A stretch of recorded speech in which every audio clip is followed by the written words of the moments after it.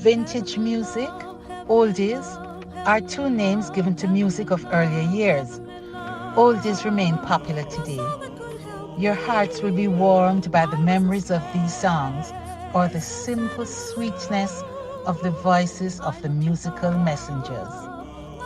We are just 1 year shy of 60 years for the first album, but the occasion of 90 years today with Mrs. Hazel Cole was an opportunity we couldn't miss to launch this digital effort.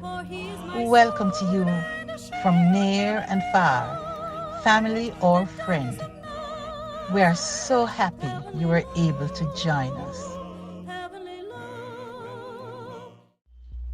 Musical Messengers Volume 2 compiles 10 gospel songs rendered in solos, duets, trios, mixed quartets, and male quartets.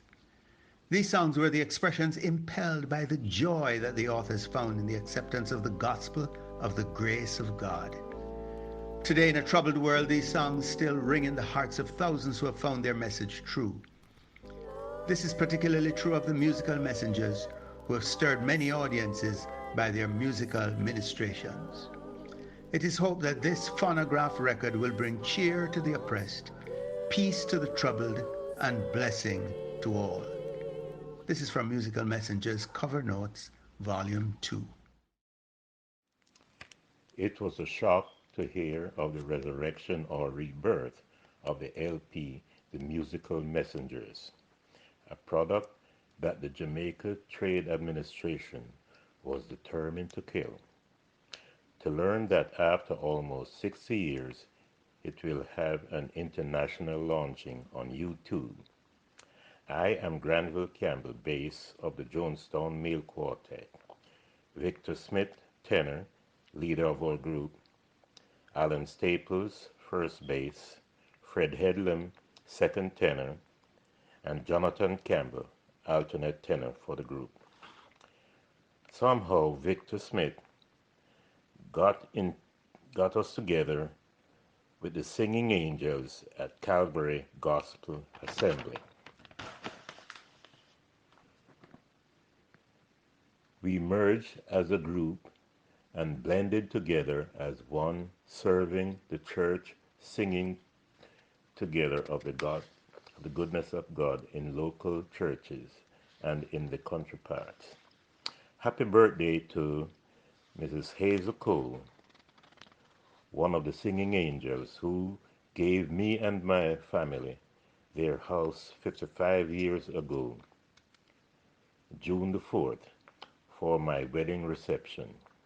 Grateful for the fellowship we had with the pastor of your church family, Marie Masters, Elaine Phillips, and the rest of the Singing Angels. God bless their memories. And as we wish you long and extended life, we hope God will be with you and bless continually. Granville Campbell, thank you. It was in song that the heavenly choir proclaimed the birth of mankind's Redeemer. And ever since, those who have come to know him have used this wonderful medium, repeating salvation's sweet story. The Musical Messengers have been no exception, as their first and second volumes tell. And now that their third volume of gospel songs is presented, it is the earnest wish that not only will the record be a listening pleasure, but that Christians may be inspired to seek a deeper spiritual experience, and unsurrendered lives will yield to that stranger at their heart's door, Jesus. I'm thankful for this opportunity to briefly recall a huge part of my life in the 1960s when I recorded with the Musical Messengers. Without a doubt, God used the late Reverend Curtis Cole to initiate this group, which included his wife Hazel, and asked me as a young aspiring musician to be the accompanist. Both Cole parents modeled their love of music that preached the word in song and encouraged their children in that pursuit. It was within this group of singers that I received early inspiration to serve God with my talents. Through this decision, I was able to meet other Christian musicians such as Dr. Melody Cole, Noel Dexter, Beverly Dexter, Noel McFarlane, Joel McFarlane, Grace McFarlane, among many others gifted in voice and in other instruments. In addition, association with youth fellowship singers was only possible through my early beginnings with musical messengers. I would be remiss if I did not also express my gratefulness to God for experiences gained with the Rehoboth Choir, which my sister, Alva Harris, faithfully conducted for several years after I continued serving at other houses of worship. Since migrating to the United States, the same experience with musical messengers and God's constant presence in my life have successfully carried me through college, graduate study, a career in music education and administration. And now, in retirement, I continue to participate in choir and music activities in a Bible-believing church. Continued blessings in your ministry to God's people, steadfastly walking in the footsteps of the Master. Happy 90th to you, Aunt Hazel. May God continue to bless you and keep you and make his face shine upon you and be gracious unto you. Amen. All glory and praise be unto his name. Lloyd Harris. The Musical Messengers was a collaboration put together by Pastor Cole and Calvary Church, which included 4 guys who were part of the Jonestown Church of God Quartet.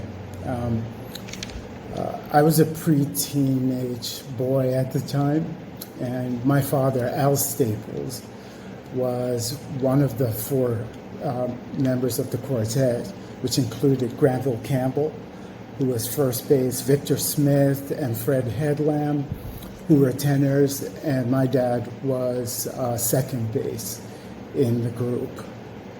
The group used to perform all over the island as featured artists at church events, and this might have been one capstone event, the Musical Messengers recordings, that I think captured a number of the quartet items that they used to do. Your heart he will bless. Your heart he will bless. On the Jericho road. On the Jericho road. There's room for just 2. There's room for just 2. No more, no less. No more, no less. Just Jesus and you. Just Jesus and you. Each burden he'll bear. Each burden he'll bear. Each